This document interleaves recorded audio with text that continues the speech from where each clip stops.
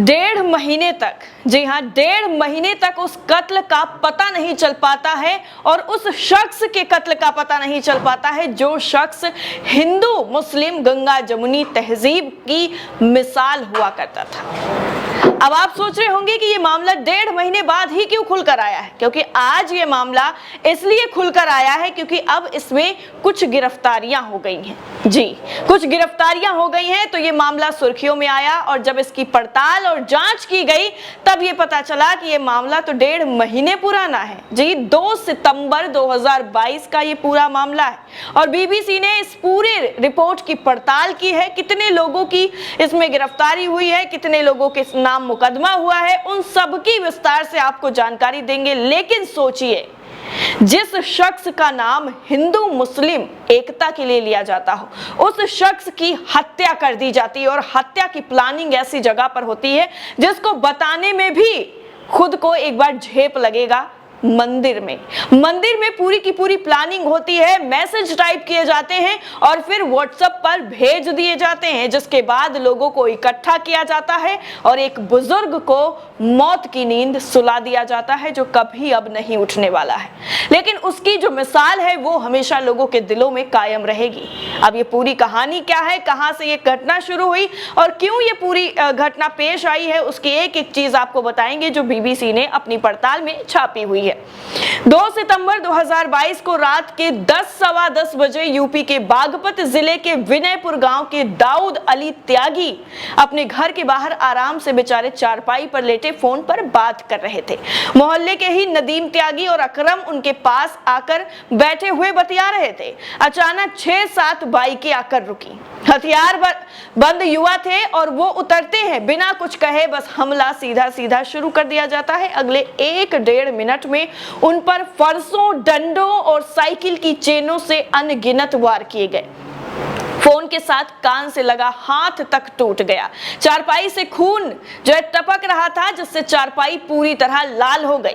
BBC ने भगौट में कई लोगों से इस पूरे मसले में बातचीत की, जिससे पता चला कि विनयपुर में मुसलमान बुजुर्ग पर हमले से पहले भगौट के मंदिर में युवाओं ने बैठक की थी और हमले में शामिल रहे युवाओं को फोन करके बुलाया गया था। इस घटना से पहले भगौट के युवक व्हाट्सएप पर उकसाऊ पोस्ट कर रहे थे और बीबीसी ने दिलीप की ऐसी ही एक पोस्ट देखी थी। पुलिस क्षेत्राधिकारी खेकड़ा युवराज सिंह बीबीसी से बात करते हुए कहते हैं कि इनकी बैठक हुई थी। बैठक में क्या बातें हुई अभी तक उन्होंने नहीं बताया है। युवराज सिंह कहते हैं कि 4 अभियुक्त हमने गिरफ्तार कर लिए हैं, जिनसे हत्या में इस्तेमाल किए गए डंडे भी बरामद हुए हैं। उन्होंने अन्य अभियुक्तों के नाम भी बताए हैं। 13 अभियुक्त अभी फरार चल रहे हैं, जिनके खिलाफ गैर जमानती वारंट जारी कर दिए गए हैं। चश्मदीदों के मुताबिक अगर हम बात करें, जो बीबीसी ने छापी है रिपोर्ट, उसके मुताबिक 2 सारी चीजें खुलकर सामने आती हैं। हमलावर फायरिंग करते हुए और जय श्री राम का नारा लगाते हुए फरार हो गए। पीछे दरवाजे से ये दृश्य देख रही, पूरा ये जो चल रहा था वो देख रही दाऊद की बेटी लुबना चीखते हुए पिता के पास दौड़ कर आती है। बुरी तरह जख्मी दाऊद के मुंह से एक शब्द तक नहीं निकला। परिजन उन्हें लेकर अस्पताल गए, जहां अगले दिन उन्होंने दम तोड़ दिया।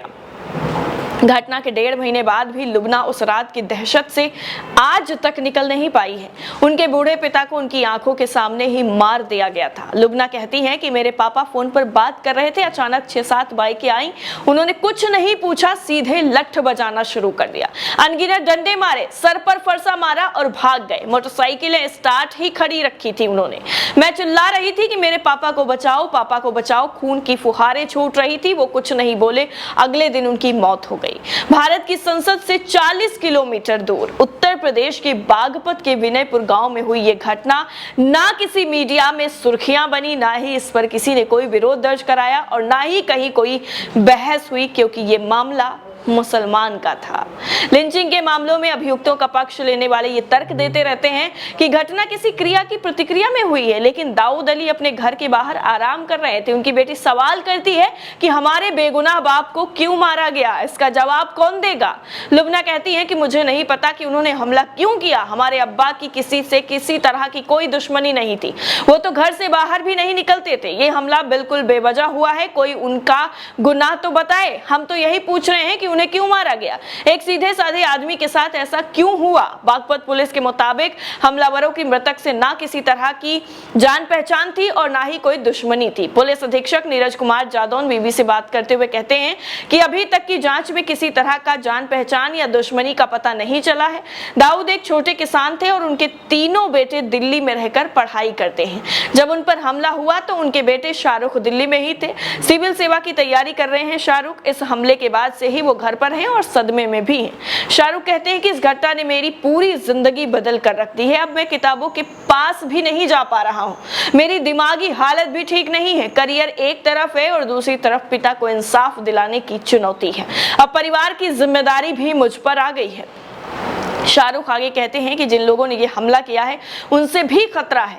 अब मैं पहले की तरह आजादी से बाहर नहीं निकल पाऊंगा। शाहरुख का दावा है कि कुछ दिन पहले जब उनका छोटा भाई और रिश्ते के चाचा खेत पर काम करने गए थे तब अभियुक्तों के गांव के लोगों ने उन्हें घेरने की कोशिश की थी। हिंदू युवाओं की भीड़ के हाथों एक मुसलमान बुजुर्ग की हत्या की इस घटना के बाद पूरे इलाके में तनाव पैदा हो गया था। शाहरुख कहते हैं कि जब मैं गाँव पहुंचा तो माहौल बहुत खराब था। मेरे पास बहुत लोगों ने फोन किया और कहा कि हाईवे पर शव रखकर प्रोटेस्ट करते हैं, लेकिन मैं माहौल की गंभीरता को समझ रहा था। अगर हम प्रोटेस्ट करते या विरोध में कुछ करते तो बड़ी घटना घट सकती थी, दंगा भी हो सकता था, इसलिए हमने ऐसा कुछ नहीं किया। विनयपुर मिश्रित आबादी का गांव है। आपको बता दें यहाँ करीब 1500 लोग रहते हैं, जिनमें हिंदुओं और मुसलमानों की तादाद लगभग बराबर है। गांव में हिंदू अधिकतर गुर्जर हैं और मुसलमान अधिकतर मुसलमान त्यागी समाज से हैं। राजधानी दिल्ली के करीब होने की वजह से विनयपुर आर्थिक रूप से संपन्न है। यहाँ शिक्षा की स्थिति बेहतर होने की वजह से ही सरकारी और निजी नौकरियों में भी लोग बड़ी संख्या में हैं। दाऊद की हत्या के आरोप में अब तक जिन 4 अभियुक्तों को गिरफ्तार किया गया है वो विनयपुर से 1 किलोमीटर दूर गुर्जर बहुल भगौट गांव के ही हैं। विनयपुर और भगौट गांव के लोगों के बीच हमेशा से पारिवारिक रिश्ते रहे हैं, लेकिन इस घटना ने सबको झकझोर कर रख दिया है। इस घटना की अगर हम इधर बात करें तो उत्तर प्रदेश में भारतीय जनता पार्टी की सरकार कानून व्यवस्था सुधरने का दावा करती रहती है और दूरबीन से यहाँ पर कोई अपराधी नजर नहीं आता है, लेकिन इस तरह घटनाएं प्रदेश की कानून व्यवस्था पर गंभीर सवाल खड़े करती हैं और अल्पसंख्यक मुसलमानों में डर और भय दोनों पैदा करती हैं और लोगों के बीच में ये भी सवाल पैदा करती हैं कि आखिर 1.5 महीने से इस खबर की मीडिया में चर्चा क्यों नहीं?